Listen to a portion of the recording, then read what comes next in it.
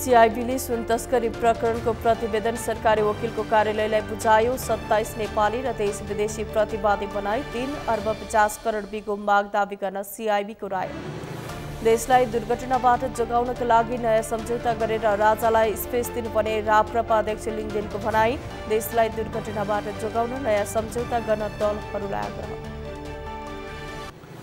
सुभाष नेङमाङको पार्थिव शरीर पार्टी कार्यालय चासलबाट निवास लगियो। निवासमा एक दिन राखेर मन्धुमको संस्कार गरेपछि बिहिबार अन्त्येष्टि गरिने।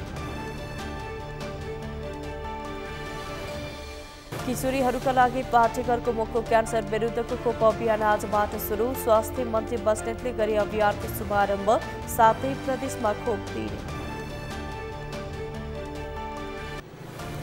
र युरोकप फुटबलको छनौट खेलमा स्पेनको फराकिलो जित। यही समूहमा नर्वेको जर्जियामाथि 2-1 को जित दर्ता।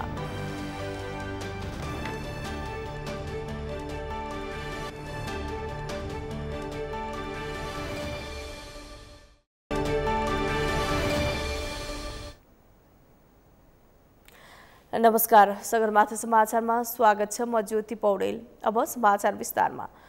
नेपाल प्रहरीको केन्द्रीय अनुसन्धान ब्युरो सीआईबीले 60 किलो सुन प्रकरणको अनुसन्धान टुङ्ग्याएको छ। 50 जनालाई प्रतिवादी बनाई 3 अर्ब बिगो माग दावीको रायसहित बुधबार सीआईबीले सरकारी वकिलको कार्यालयलाई प्रतिवेदन बुझाएको हो। सुन प्रकरणको आरोपी विरुद्ध संगठित अपराध, सुन चोरी, पैठानी र राष्ट्र बैंक ऐन अन्तर्गत कसुरमा मुद्दा चलाउन सीआईबीको राय रहेको छ। अभिषेक सुनारको रिपोर्ट।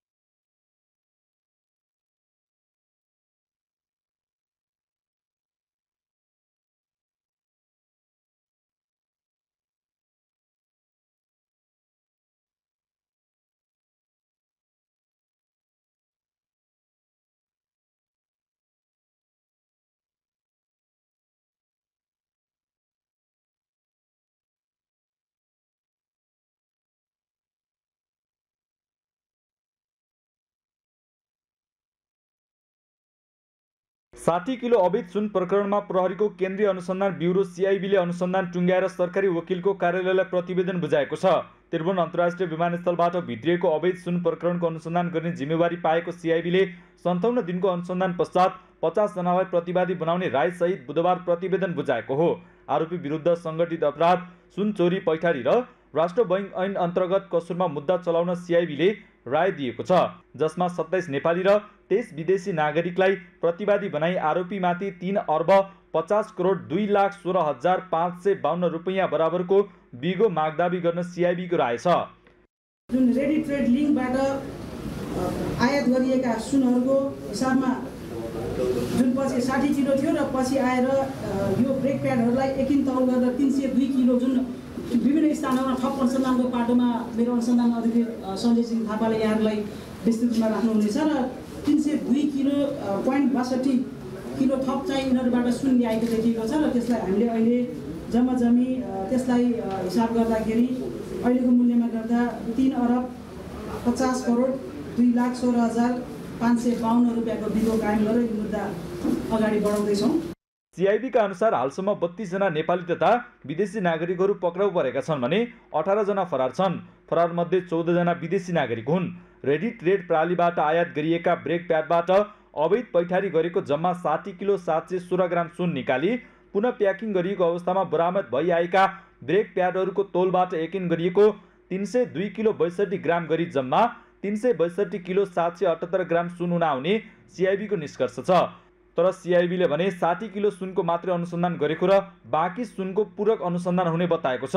सीआईबीका अनुसार सुन तस्करीका लागि 7वटा कम्पनी स्थापना गरिएको थियो, जसमध्ये 6वटा कम्पनीहरूबाट नेपालमा सुन आयात भएको छ।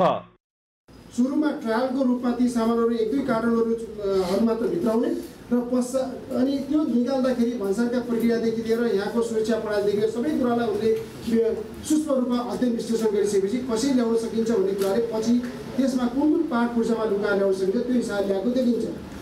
तस्करीहरूले आर्थिक प्रलोभन देखाएर विपन्न व्यक्तिहरूको नाममा नक्कली कम्पनी दर्ता गरेको समेत पुष्टि भइसकेको छ। ब्रेक प्याड, घडी, सेवर लगायतको विद्युतीय उपकरण मार्फत विभिन्न समयमा सुन तस्करी भएको समेत सिआइबीको अनुसन्धानले देखाएको छ। यस्तै केही समय अघि विद्युतीय चुरोट, भेप मार्फत तस्करी गरिएको सुन पनि यसैसँग सम्बन्धित रहेको सिआइबीले जनाएको छ। भेप प्रकरणमा नेकपा माओवादी केन्द्रका उपाध्यक्ष कृष्ण बहादुर महरा र उनका छोरा राहुल महराको समेत नाम मुछिएको छ। यस अलावा सुन प्रकरणमा माओवादीकै अन्य नेता सहित धेरै भिआइपीहरूको नाम मुछिएको छ। सगरमाथा टेलिभिजनका लागि क्यामेरामा प्रताप लामाका साथ अभिषेक सुनार, काठमाडौँ। गौवंश हत्याको विरोध, भ्रष्टाचारका काण्डको पूर्ण छानबिन गर्नुपर्ने लगायतका माग राख्दै राष्ट्रिय प्रजातन्त्र पार्टीले उपत्यका केन्द्रित विरोध प्रदर्शन गरेको छ। भ्रष्टाचारमा संलग्न उच्च राजनैतिक नेतृत्वलाई छानबिनको दायरामा ल्याउन, सुन तस्करी लगायतका भ्रष्टाचारका काण्डमा संलग्नको पूर्ण छानबिन गर्न दबावका साथै गौवंश हत्या रोक्नुपर्ने भन्दै राप्रपाले काठमाडौँको भिरकुटी मण्डपबाट शान्ति वाटिकासम्म विरोध र्याली सहित प्रदर्शन गरेको हो। उनीहरूले गौ हत्या बन्द गर, हिन्दू राष्ट्र कायम गर, गणतन्त्र खारेज, विदेशी दलाल होशियार लगायतका नारा लगाएका थिए। हिन्दुत्वको रक्षा एवं हिन्दू राष्ट्र र राज संस्थाको पुनर्स्थापनाका लागि दबाव दिन पनि विरोध प्रदर्शन गरिएको राप्रपाले जनाएको छ। विरोध प्रदर्शनमा राप्रपाका अध्यक्ष राजेन्द्र लिङदेन, वरिष्ठ नेता डाक्टर प्रकाश चन्द्र लोहनी लगायतका शीर्ष नेताहरू पनि सहभागी भएका थिए।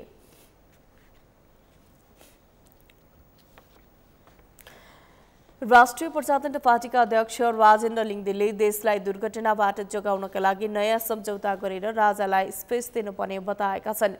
पार्टीले बुधबार काठमाडौँमा आयोजना गरेको विरोध सभालाई सम्बोधन गर्दै लिङदेनले राजालाई अभिभावकीय भूमिकामा राखेर देशलाई दुर्घटनाबाट जोगाउनका लागि नयाँ सम्झौता गर्न दलहरूलाई आग्रह समेत गरेका छन्। अमृत ढकालको रिपोर्ट। राष्ट्रिय प्रजातन्त्र पार्टीका अध्यक्ष राजेन्द्र लिङदेनले 2062-63 को राजनीतिक परिवर्तनपछि दिल्लीको 12 बुँदे सम्झौताको भरिया बनेर आएका भन्दै यही गलत बाटोलाई अघि बढाउन खोजे देश गम्भीर दुर्घटनामा फस्ने धारणा राखेका छन्।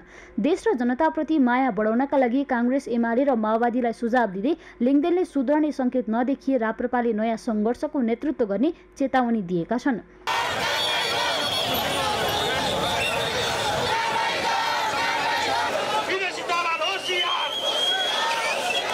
अध्यक्ष लिङदेनले जनताबाट प्रत्यक्ष निर्वाचित कार्यकारी प्रधानमन्त्रीको व्यवस्था गर्नुपर्ने र प्रदेश तह खारेज गर्नुपर्ने बताएका छन्। जनतालाई धर्मनिरपेक्षता, गणतन्त्र, संघीयताको भारी बोकाइएको र देशलाई दलहरूले सिन्डिकेटको शिकार बनाएकाले त्यसलाई उल्टाउनका लागि जनता काठमाडौँ घेर्न तयारी गरिरहेको बताएका छन्। उनले जनता जागेर आएको दिन व्यवस्थाबाट भाग्ने बाहेकको कुनै विकल्प नहुने भन्दै लिङदेनले त्यस्तो अवस्था आउन नदिन दलहरू नै राष्ट्रिय मेलमिलाप गर्न तयार हुनुपर्ने धारणा राखेका छन्। ठुल्ठुला भ्रष्टाचार काण्डमा पनि सँगै छन्, विदेशीहरूको मालिक्याईलाई स्वीकार गर्ने सन्दर्भमा पनि सँगै छन्। समग्रमा यो देशलाई यो अवस्थामा पुर्याउनको लागि पहिलेका ठुलाऊ भन्ने सबै राजनीतिक दलहरू समान रूपमा जिम्मेवार छन्। हाम्रो देशमै पनि गाई गोरुको संरक्षणको कुरा मात्र होइन, गिद्ध संरक्षण केन्द्रहरू स्थापना भइसकेका छन्। देशको अर्थतन्त्र जुन अवस्थाबाट गुज्रिराखेको छ त्यसको एकमात्र जिम्मेवार भनेको अहिलेको सत्तामा बस्ने प्रमुख राजनीतिक दलहरू। लिङदेनले धार्मिक द्वन्द्व निम्त्याउनका लागि धर्मनिरपेक्षता ल्याइएको जिकिर गरेका छन्। गणतन्त्रका पक्षधर नेपालका सबैभन्दा जेठोदेखि कान्छो पार्टी एउटै कित्ताको भएको बताउँदै उनीहरूबाट देशमा समृद्ध सम्भव नरहेको लिङदेनले बताएका छन्। प्रदर्शनमा राप्रपाले गौ हत्याको विरोध तथा हिन्दू राष्ट्र र राज संस्थाको पुनर्स्थापना, संघीयताको खारेजी, भ्रष्टाचार काण्डको पुनः छानबिनको माग गरेको छ। यो संघीयता भन्ने चिज अधिकारसँग सम्बन्धित हो भने हामीलाई त्यो नामसँग आपत्ति छैन। हामी सिंहदरबारमा रहेको अधिकार, गाउँमा जानुपर्छ, जनताको घर दैलोमा पुग्नुपर्छ भन्नेमा तपाईभन्दा बेसी प्रतिबद्ध छौँ हामी। त्यसमा हामीलाई कुनै आपत्ति छैन। तर यो प्रदेश तह खारेज गरौँ, सल्लै नै खारेज गरौँ। धर्मनिरपेक्षता, संघीयताको भारी बोकाउनु भयो, देशलाई तपाईँहरूले आफ्नो सिन्डिकेटको शिकार बनाउनु भयो, तपाईँहरूले देशलाई जसरी आफ्नो वीरता बनाउनु भयो त्यसलाई पल्टाउन र उल्टाउनको लागि जनता काठमाडौँ घेर्न तयारी गर्दैछन्। विरोध प्रदर्शनमा आएका सहभागीहरूले संघीयता खारेज गर हिन्दू राष्ट्र घोषणा गर लगायतका नारा बोकेका प्लेकार्ड बोकेर प्रदर्शन गरेका थिए भने गौ हत्या बन्द गर्नुपर्ने बताएका थिए। आजको प्रदर्शन खास यो भ्रष्टाचार विरुद्ध अनि गौ हत्याको विरुद्धमा देशमा सनातन धर्म हिन्दू धर्मको चाहिँ कायम गर्ने संहिता खारेज गर्ने यिनीहरू सबै हो। हामीले यो नेपालमा भइरहेको यो गौ हत्या सम्बन्धी जहाँ कि विश्वले मानिरहेको एउटा हिन्दू राष्ट्र नेपाललाई आज च्यालेन्ज दिनलाई यो विदेशी तस्करीहरू जुन पूर्वका छन् सबै राई लिम्बू मङ्गोलियमहरू यो पक्षमा छैनन् कि जसले हाम्रो नेपाललाई ध्वस्त पार्नका लागि गौ हत्या हाम्रो एउटा राष्ट्रिय जनावरलाई एउटा हेपेको अवस्थामा हाम्रो हिन्दुत्व 81%लाई च्यालेन्ज दिएको हुनाले हामी यसको विरुद्धमा उत्रिएका हौँ। राप्रपाका वरिष्ठ नेता डाक्टर प्रकाश चन्द्र लोहानीले देशमा राजसंस्था कायम हुने हो भने अहिलेको छाडतन्त्र अन्त्य हुने दावी गरे। सरकार चलाउने काम जनताको प्रधानमन्त्रीको कार्यकारी अधिकार प्रधानमन्त्रीको नैतिक शक्तिको रूपमा संविधानभित्रको राजसंस्था हामीले राख्यौँ भने देशमा सन्तुलन कायम हुन्छ, वैदेशिक सन्तुलन कायम हुन्छ र अहिलेको छाडातन्त्र जनतामाथिको लुटतन्त्र सुशासनको नाममा कुशासनको अत्याचार यो नियन्त्रण हुन्छ। विरोध प्रदर्शनमा राप्रपाका अध्यक्ष राजेन्द्र लिङदेन, वरिष्ठ नेता डाक्टर प्रकाश चन्द्र लोहानी, वरिष्ठ उपाध्यक्ष रविन्द्र मिश्र लगायतका शीर्ष नेताहरू पनि सहभागी भएका थिए। सगरमाथा टेलिभिजनका लागि क्यामेरामा सन्तोष चन्दका साथ अमृत ढकालको रिपोर्ट। नेकपा एमालेका उपाध्यक्ष तथा संविधान सभाका अध्यक्ष सुभाष चन्द्र नेङवाङ प्रति बुधबार विभिन्न दलका नेता, कार्यकर्ता, शुभेच्छुक, आफन्तजन लगायतले श्रद्धाञ्जली अर्पण गरेका छन्। बुधबार एमाले पार्टी कार्यालय च्यासलमा नेङवाङ प्रति श्रद्धाञ्जली अर्पण गरिएको हो। नेङवाङको पार्थिव शरीर दिउँसो पार्टी कार्यालय च्यासलबाट निवासमा लगिएको छ। बुधबार दिउँसोसम्म पार्टी कार्यालयमा राखिएको नेङवाङको पार्थिव शरीर त्यसपछि नेङवाङको निजी निवास बालुवाटार लगिएको हो। निवासमा एक दिन राखेर मन्दुमको संस्कार गरेपछि बिहीबार अन्त्येष्टि गरिनेछ। अन्तिम संस्कार बिहीबार बिहान 11 बजे पशुपतिमा राजकीय सम्मानसहित गरिने भएको छ। अन्तिम संस्कारको दिन सरकारले देशैभर सार्वजनिक बिदा दिने निर्णय गरेको छ।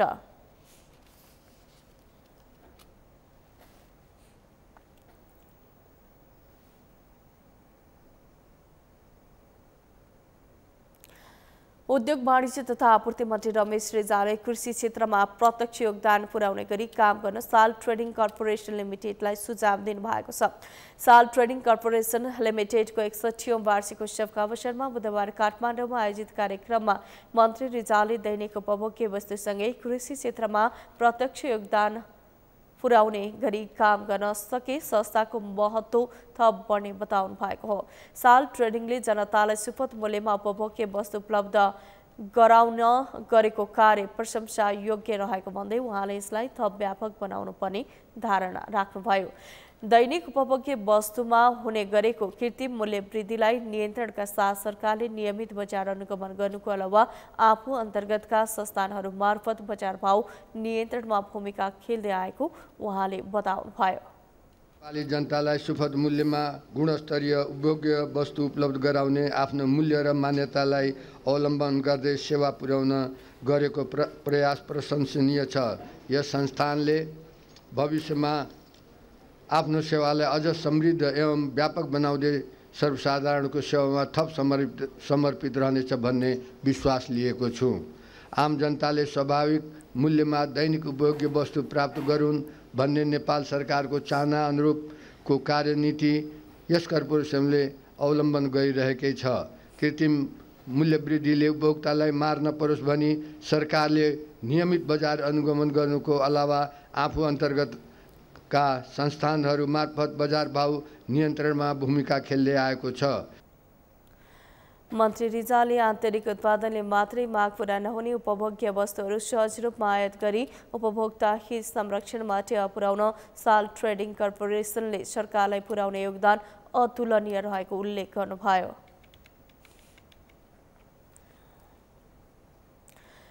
नेपाली कांग्रेस केन्द्रीय कार्य समितिको बैठकको मिति परिवर्तन भएको छ।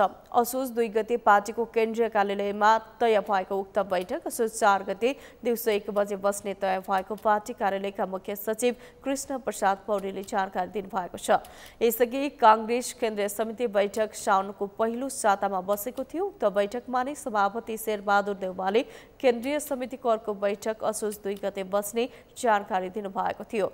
बैठकमा समसामयिक तथा राजनीतिक विषयमा केन्द्रित रहेर छलफल हुने जनाइएको छ।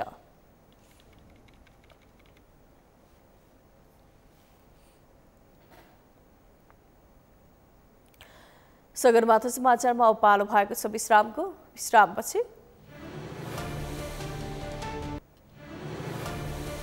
किशोरीहरूका लागि पार्टीघरको मुखको क्यान्सर विरुद्धको खोप अभियान आजबाट सुरु। स्वास्थ्य मन्त्री बस्नेतले गरे अभियानको शुभारम्भ, साथै प्रदेशमा खोप दिइने। लिबियामा समुद्री आँधी डेनियलपछि आएको बाढीले जनधनको ठूलो क्षति, कम्तीमा 2300को मृत्यु, 10,000 बेपत्ता। र युरोकप फुटबलको छनौट खेलमा स्पेनको फराकिलो जित, यही समूहमा नर्वेको जर्जियामाथि 2-1 को जित दर्ता।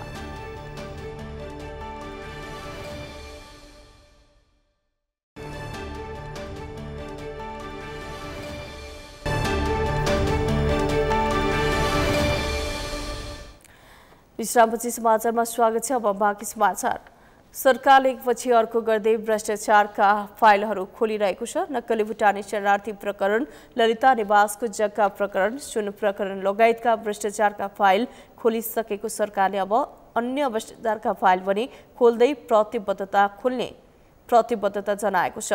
तर सरकारको कामप्रति प्रमुख सत्ता घटक दल नै असन्तुष्ट रहेका छन्। यस्तोमा पुष्पकमल दाहाल नेतृत्वको सरकार अल्पमतमा पर्ने सम्भावना रहेको छ। यशोदा भण्डारीको रिपोर्ट। सरकार भ्रष्टाचार विरुद्धको अभियानमा लाग्दा सत्ताधारी दलहरू नै यसको विरोधमा उत्रिएका छन्। सरकारले नक्कली भुटानी शरणार्थी प्रकरण, ललिता निवासको जग्गा प्रकरण, सुन प्रकरण लगायतका भ्रष्टाचारका फाइल खोल्दै गर्दा सत्ता गठबन्धनको सबैभन्दा ठूलो घटक नेपाली कांग्रेस नै सरकारको विरोधमा उत्रिएको छ। कांग्रेसले प्रधानमन्त्रीले लोकतान्त्रिक आन्दोलन सफल पार्न नसकेको भन्दै कांग्रेस नेतृत्वको सरकार बन्नुपर्ने अभिव्यक्ति दिन थालेको छ।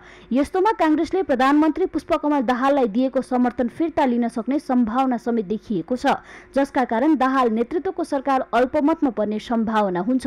कांग्रेसका भातृ संगठनहरू सडकमा उपप्रधान तथा गृहमन्त्री नारायण काजी श्रेष्ठको राजीनामा माग गर्दै आन्दोलन र राँके जुलुसमा उत्रिएका छन्। यही बेला कांग्रेसका इतर समूहका नेताहरू पनि प्रधानमन्त्री पुष्पकमल दाहालको विकल्प खोज्नुपर्ने बेला आएको बताउन थालेका छन्। कांग्रेसको नेतृत्वमा सरकार बन्न सके मात्रै लोकतन्त्र र राष्ट्रियता बलियो हुने कांग्रेसको अभिव्यक्तिहरू बाहिरिने क्रम बढेको छ। कांग्रेसको यो सरकारलाई दिएको समर्थन मात्र कांग्रेसले दिएको होइन। यो सरकारको सिङ्गो 60% संसदको हिस्सा र स्वामित्व त नेपाली कांग्रेसको हो नि।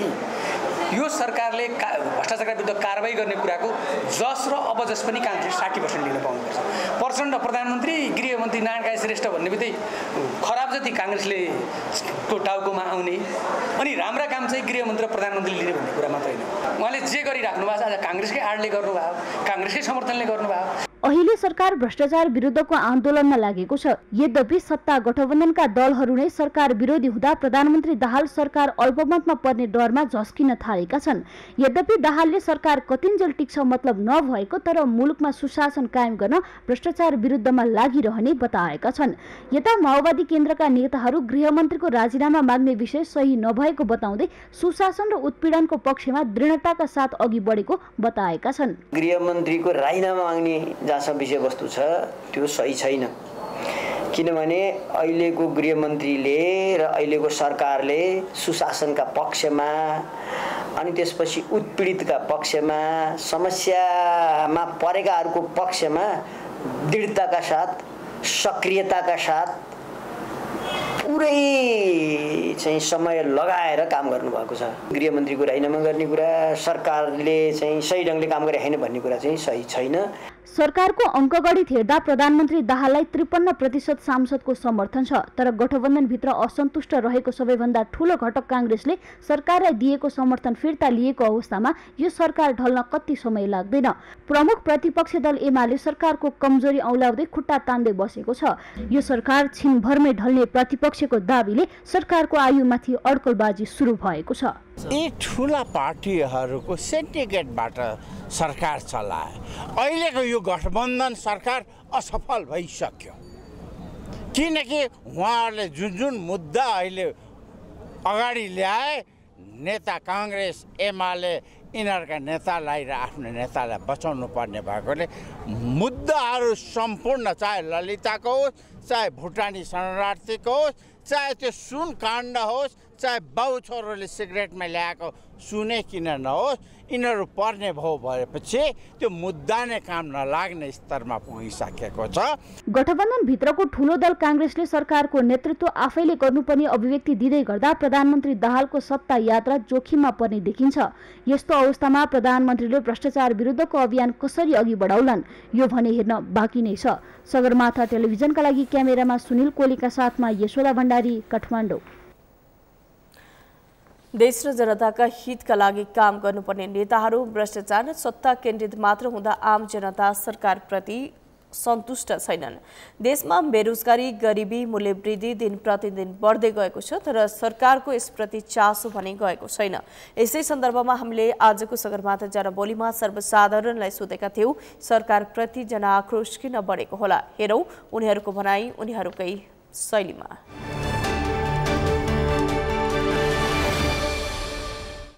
नेताले जनतालाई खाइसके। खास यो कुरा के हो भने माथि प्रमुख नेताहरू नै चोर भएको कारणले हो। मेन कुरा चाहिँ यस्तो महँगी बढेको छ, हरेक कुरामा चाहिँ करहरू बढेको छ। यो कसले गर्दा भन्दा नेताहरूले गर्दाखेरि हो। किन खुकुरी हाने मान्छेले? आक्रोश भएर हानेको नि त खुकुरी।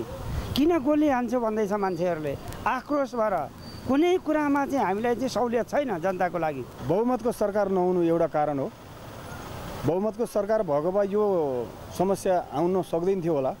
दोस्रो कारणमा चाहिँ तपाईँको अलि नेताहरूको कमजोरी पनि देख्छु मैले। नेताहरूले जनताको घाँस बाँस कपासको चाहिँ ग्यारेन्टी गरिदिनु पर्ने। सरकारको कमजोरी चाहिँ आफ्नो देशको जनतालाई रोजगारीको सिर्जना गर्न नसक्नु, उद्योगहरू नखोल्नु, मेरो विचारमा चाहिँ हो कि जस्तो लागेको छ। बेरोजगारी छ, न केहीको सुविधा छ, बाटोघाटोको सुविधा छैन, खानेपानी सुविधा छैन, शिक्षा सुविधा छैन, स्वास्थ्य सुविधा छैन। यो भ्रष्टाचार भइरहेको छ भित्रभित्र। जति सत्ताधरीदेखि लिएर सब नेताहरूले भ्रष्टाचार गराएको भित्र। महँगी धेरै बढिरहेछ, सरकारले कुनै तर्फबाट पहल गरेको छैन।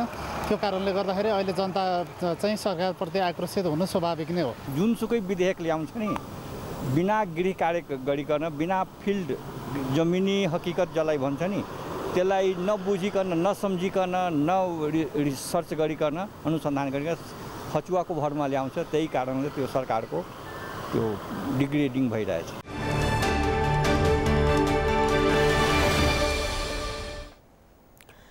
किशोरीहरूलाई पाठेघरको मुखको क्यान्सर विरुद्धको खोप एसपीबी अभियान बुधबारबाट सुरु भएको छ।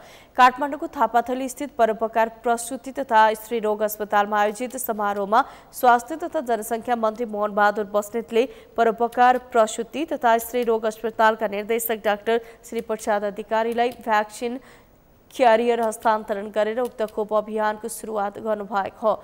शुभारम्भको अवसरमा आयोजित कार्यक्रममा बोल्दै स्वास्थ्य तथा जनसङ्ख्या मन्त्री बस्नेतले स्वास्थ्य मन्त्रालयले औपचारिक रूपमा पहिलो पटक पाठेघरको क्यान्सर विरुद्ध प्रभावकारी मानिएको एसपीबी खोप शुभारम्भको लागि देशका 7वटा अस्पताल छानेको बताउनुभयो। 77वटै जिल्लाका 9 वर्षदेखि 15 वर्ष मुनिका किशोरीहरूलाई यो खोप दिने सरकारको लक्ष्य भएको बताउँदै उहाँले हाललाई 20,000 भाइल खोप आइपुगेकाले त्यसबाटै अभियान सुरुवात गरिएको जानकारी दिनुभयो। उमेर समूहलाई ध्यानमा राखेर जुन दिने हाम्रो चाहिँ खोप हो, यो खोप 77 जिल्लाका सबै महिलाहरूले पाउनुपर्दछ, सबै किशोरीहरूले पाउनुपर्दछ र यसका लागि नेपाल सरकार अथवा स्वास्थ्य मन्त्रालयले पनि यसको पहल गर्छ र गाविसँग पनि हाम्रो कुरा भइरहेको अवस्था हो। उहाँहरूले पनि 2024बाट उहाँहरूले पनि हामीलाई सहयोग गर्नुहुन्छ र यो निकट भविष्यमा नेपालका सबै उमेर समूहका किशोरीहरूले यो भ्याक्सिन पाउनुपर्ने हुन्छ। त्यसका लागि स्वास्थ्य मन्त्रालय दृढताका साथ अगाडि बढ्छ। कार्यक्रममा स्वास्थ्य सेवा विभागकी महानिर्देशक डाक्टर सङ्गीता मिश्रले अहिले 17 लाख किशोरीहरूलाई यो खोपको आवश्यकता भएको र सबैका लागि पुग्ने गरी खोप उपलब्ध गराइदिन प्रस्ताव गरेको बताउनुभयो।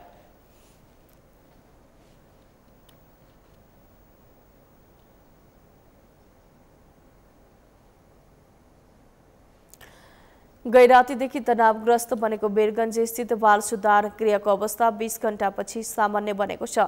बाल कैदी र स्थानीय प्रहरी तथा प्रशासन बीचको वार्ता सफल भएसँगै बाल सुधार गृहको अवस्था सामान्य बनेको हो। विभिन्न माग राख्दै बाल सुधार गृहबाट विरोध गर्दै बाहिर समेत निस्केका बाल कैदीहरू अहिले भित्र प्रवेश गरेका छन्। बाल कैदीहरूले 3 साता पहिला भक्तपुरको बाल सुधार गृहबाट ल्याएका 18 बाल कैदीलाई अन्यत्र पठाउन कानून उपलब्ध गराएको सम्पूर्ण सुविधाको ग्यारेन्टी गर्न, खानाको मात्रा पर्याप्त र गुणस्तरीय बनाउन, बस्ने कोठाको राम्रो व्यवस्था गर्न, सुरक्षाका लागि खटिएका प्रहरीबाट कुनै किसिमको बल प्रयोग नगर्न, निःशुल्क औषधि उपचारको व्यवस्थापन गर्न, पठन पाठनको व्यवस्थापन गर्न, बिजुली र सफा खानेपानीको व्यवस्थापन गर्न लगायत मागहरू पूरा गर्न तयार भएपछि स्थिति सामान्य बनेको हो।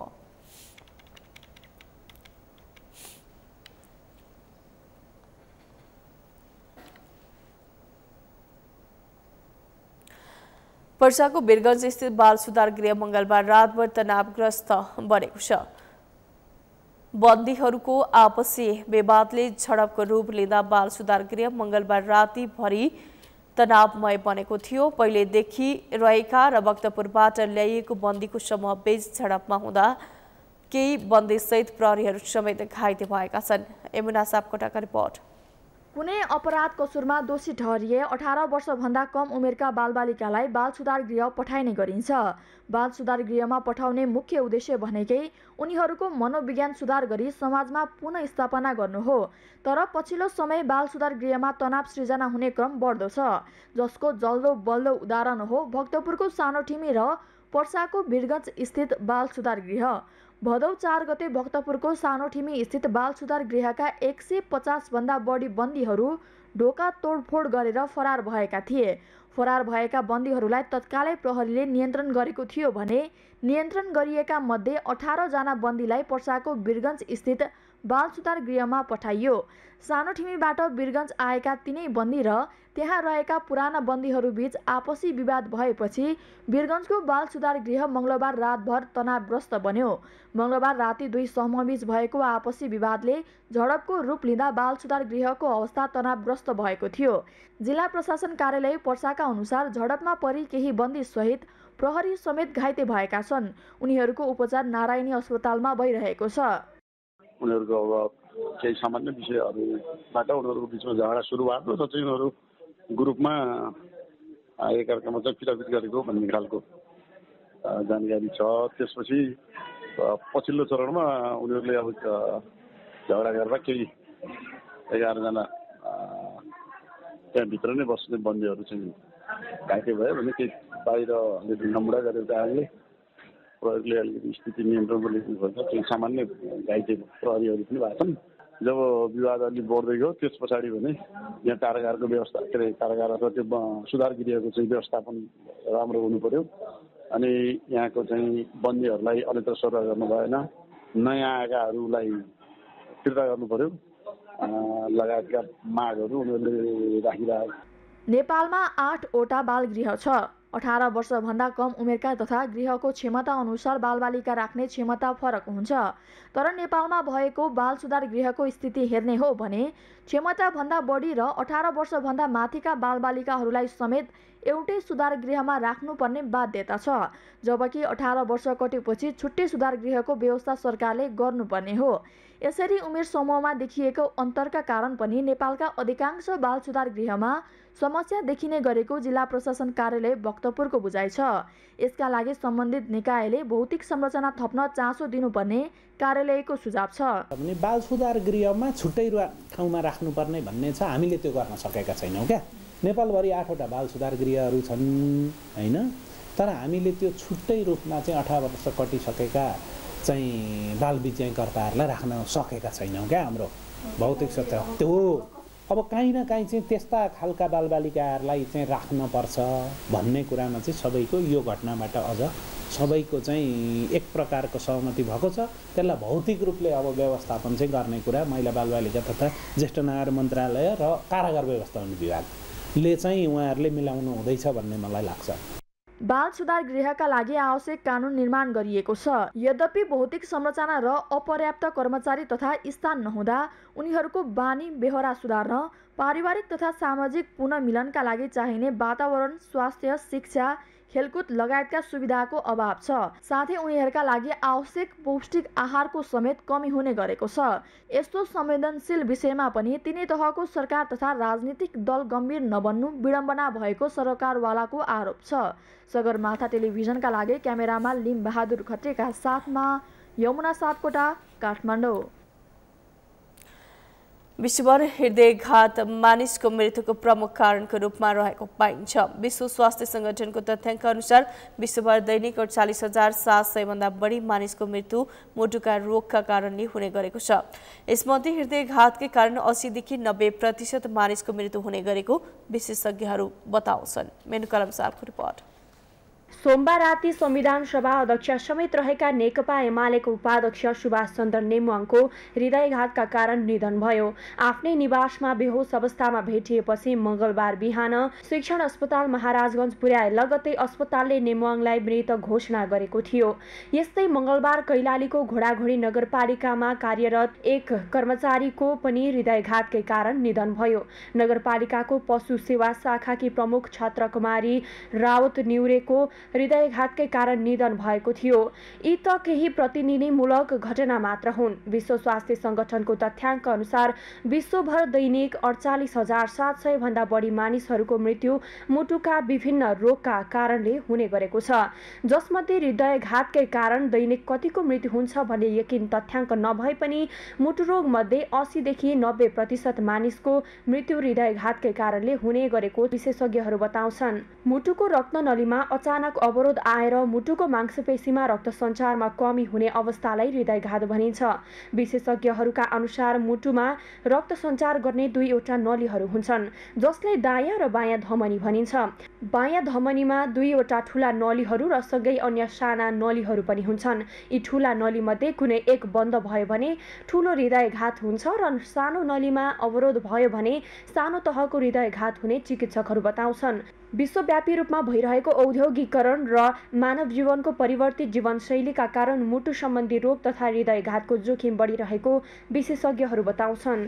रक्तनली चाहिँ अचानक बन्द भइदिन्छ। अचानक बन्द हुने बित्तिकै बिरामीलाई छाती दुख्ने, श्वास हुने, बेहोस हुने, पसिना आउने, चक्कर लाग्ने भएर कहिलेकाहीँ त बिरामीको अचानक मृत्यु पनि हुनसक्छ। किनभने अचानक सडनली मुटुलाई रक्त सञ्चार चाहिँ बिहिने हुन्छ केही छ। त्यो भएको हुनाले मान्छेको अचानक मृत्यु पनि हुनसक्छ। ब्लड प्रेसर बढी भएको मान्छे, सुगर कन्ट्रोल नभएको मान्छे, त्यसपछि धेरै चुरोट खैने, सुर्ती खाने, धुम्रपान मद्यपान गर्ने मान्छे, एकदमै धेरै चिल्लो खाने, बोसो चिल्लो बढी खाने मान्छे, सेडेन्ट्री लाइफस्टाइल भनेको मान्छे परिश्रम कम गर्ने, कुर्सीमा बसेर काम गर्ने, धेरै व्यायामहरू हिँडुल नगर्ने मान्छे, तनाव एकदमै बढी लिएर हिँड्ने, तनाव बढी भएको इन्भाइरोमेन्टमा काम गर्ने मान्छे, निन्द्रा एकदमै कम पर्यो भने तनाव बढी हुने, यस्तो मान्छेलाई चाहिँ हृदय रोग बढी हुन्छ। अहिले विश्वभरमै सबैभन्दा बढी मृत्यु हुने रोगहरूको सूचीमा हृदयघात पहिलो नम्बरमा छ। अहिले समयसँगै मानिसहरूको बदलिँदो जीवनशैली, कार्यक्षेत्रमा लामो समयसम्म एकै पोजिसनमा बस्ने बानी, अनिन्द्रा, व्यायामको कमी, तनाव, खानपानमा बिग्रदो तालिका, धूम्रपान तथा मद्यपान लगायतका कारणले पनि हृदयघातको समस्या बढी हुने गरेको छ। विश्व स्वास्थ्य संगठनको तथ्याङ्कलाई हेर्ने हो भने विश्वभर वर्षेनी 1,80,00,000 भन्दा बढी मानिसहरूको मुटु रोगका कारणले मृत्यु हुने गर्छ। यसमध्ये 80 देखि 90% मानिसहरूको मृत्यु हृदयघातका कारणले हुने गरेको तथ्याङ्क छ। विशेषज्ञहरूका अनुसार हृदयघात जुनसुकै उमेर समूहका मानिसलाई हुने गरे पनि विशेष गरी 40 देखि 60 वर्ष उमेर समूहका मानिसमा भने बढी देखिने गरेको छ। यद्यपि पछिल्लो समय 20 देखि 25 वर्ष उमेर समूहका युवाहरूमा पनि हृदयघातको समस्या बढ्दो छ, जसमा कतिपय वंशानुगत कारणले हुने गरेको छ भने कतिपय धूम्रपान बढी गर्ने मानिसमा समेत हुने गरेको विशेषज्ञहरू बताउँछन्। उच्च जोखिम जसको छ तिनीहरूलाई हुन्छ, जस्तै बढी उमेर समूहको 60-70 वर्षको मान्छेहरूलाई प्लस प्रेसर चिनी कोलेस्ट्रोलहरूको समस्या भएको बिरामीहरूलाई, धूम्रपान गर्ने व्यक्तिहरूलाई चाहिँ यो हृदयघातको सम्भावना बढी हुन्छ। एकचोटि हार्ट एट्याक भएपछि फेरि पनि हृदयघात हुने सम्भावना बढी हुन्छ। अनि होइन धेरै जसोहरूमा चाहिँ मुटुको मासुको केही भागहरू मरिसकेको हुन्छ। नर्मलै मुटु चाहिँ हुँदैन, एकचोटि हृदयघात भइसकेपछि केही न केही त्यसको असर डिफेक्ट चाहिँ रहिरहन्छ जिन्दगीभर। विकसित मुलुकहरूमा अहिले हृदयघात चुनौतीको रूपमा देखिएको छ। केही वर्ष यता नेपाल जस्ता विकासोन्मुख मुलुकहरूमा समेत हृदयघातका बिरामीहरू बढ्न थालेका छन्। यसको प्रमुख कारण भनेको स्वास्थ्यमा गरिने हेलचेक्राइ, गलत जीवनशैली र खानपान, अनभिज्ञता र सरकारले यस रोगलाई प्राथमिकतामा नराख्नु रहेको विशेषज्ञहरू बताउँछन्। सगरमाथा टेलिभिजनका लागि क्यामेरामा सुनिल कोलीका साथमा मेनुका लम्साल, काठमाडौँ। चाडपर्व नजिकैसँगै उदयपुरमा बजार अनुगमनलाई तीव्रता दिएको छ। बजारमा खाद्य पदार्थको बिक्री वितरण भएको गुनासो आउन थालेपछि जिल्ला प्रशासन कार्यालय उदयपुरले बजार अनुगमनलाई तीव्रता दिएको छ। जिल्ला स्थित संयुक्त जिल्ला अनुगमन समितिले सदरमुकाम गाईघाट बजारका पसलहरूमा नियमित अनुगमन सुरु गरेको हो। चाडपर्व सुरु भएसँगै व्यापारीले म्याद गुज्रेका वस्तुहरू बिक्री गर्ने, अखाद्य वस्तुको बेचबिखन गर्ने, दैनिक उपभोग्य वस्तुहरूको कृत्रिम अभाव सिर्जना गर्ने जस्ता गुनासो आएपछि बजार अनुगमन गरिएको जिल्ला प्रशासन कार्यालय उदयपुरका सहायक प्रमुख जिल्ला अधिकारी विनोद पोखरेलले बताउनुभयो। टोलीले 27वटा पसलमा अनुगमन गरेकोमा 8वटा पसललाई सचेत गराएको र करिब 50,000 बराबरको अखाद्य पदार्थ जफत गरिएको जिल्ला घरेलु कार्यालयका अधिकृत कृष्ण घिमिरेले जानकारी दिनुभयो। जिल्ला प्रशासन कार्यालयको नेतृत्वमा खाद्य प्रविधि तथा गुण नियन्त्रण डिभिजन कार्यालय, घरेलु तथा साना उद्योग कार्यालय, करदाता सेवा कार्यालय, त्रियुगा नगरपालिकाको कार्यालय, उद्योग वाणिज्य संघ, पत्रकार र प्रहरी सहितको टोलीले गाईघाट बजारका विभिन्न पसलहरूको अनुगमन गरेको छ।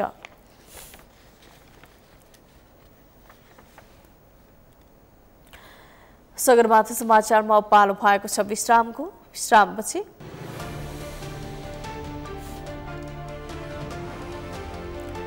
लिबियामा समुद्री आँधी डेनियल पछि आएको बाढीले जनधनको ठूलो क्षति, कम्तीमा 2300को मृत्यु, 10,000 बेपत्ता।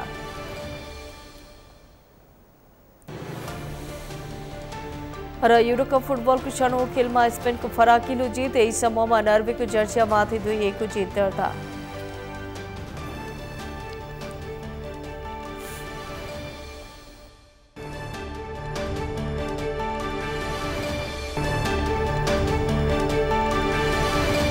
सगरमाथा समाचारमा पालो भएको छ अर्थ समाचारको।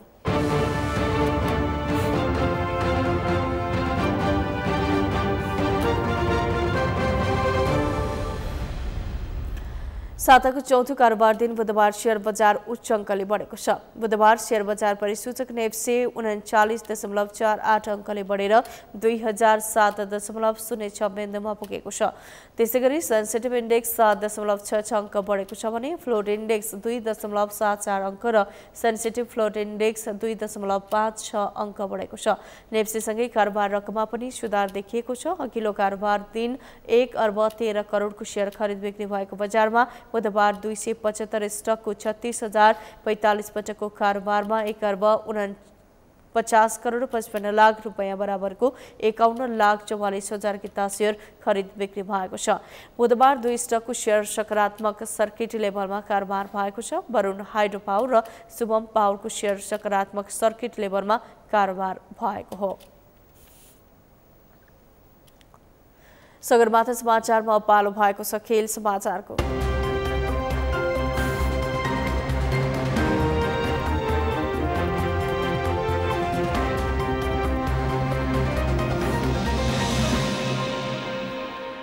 युरोकप फुटबलको छनौट खेलमा स्पेनले फराकिलो जित निकालेको छ।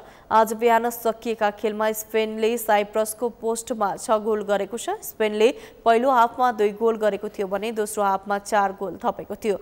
4 गोल वैकल्पिक खेलाडीले गरेका हुन्। 18औं मिनेटमा पाब्लो गाभीले गोल गर्दै स्पेनलाई अग्रता दिलाएका हुन्। यही समूहमा नर्वेले जर्जियामाथि 2-1 को जित निकालेको छ। यो नतिजापछि समूह एमा स्कटल्यान्ड 15 अङ्कका साथ शीर्ष स्थानमा रहँदा स्पेन 9 अङ्कसहित दोस्रो स्थानमा उक्लिएको छ। नर्वे 7 अङ्कका साथ तेस्रो स्थानमा छ भने जर्जिया 4 अङ्कका साथ चौथो स्थानमा रहेको छ। साइप्रसले पनि खाता खोलेको छैन।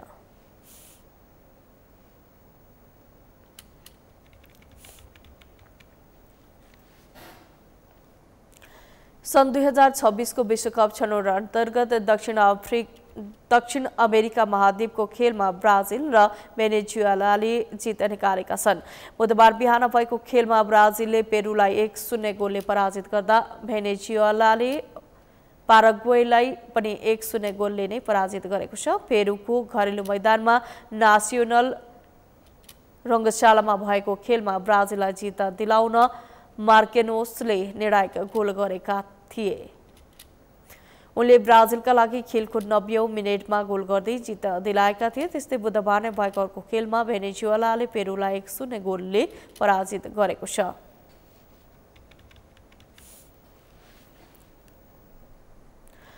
सगरमाथा समाचारको अन्त्यमा मुख्य समाचार पुनः एकपटक।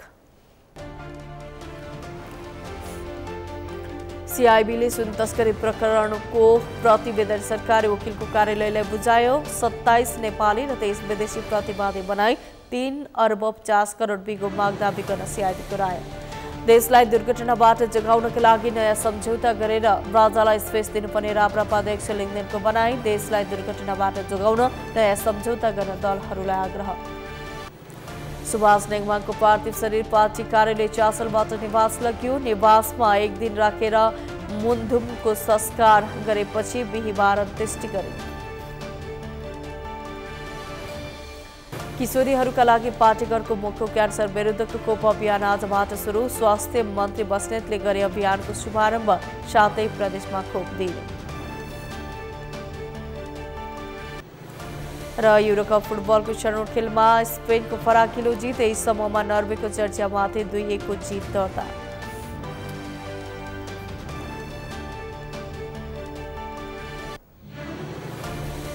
हौस् सगरमाथा समाचार अहिलेलाई सकियो। तपाईँ समाचार बुलेटिनका साथै सगरमाथा टेलिभिजनका सम्पूर्ण कार्यक्रम www.sagarmatha.tv मा पनि पढ्न र हेर्न सक्नुहुनेछ।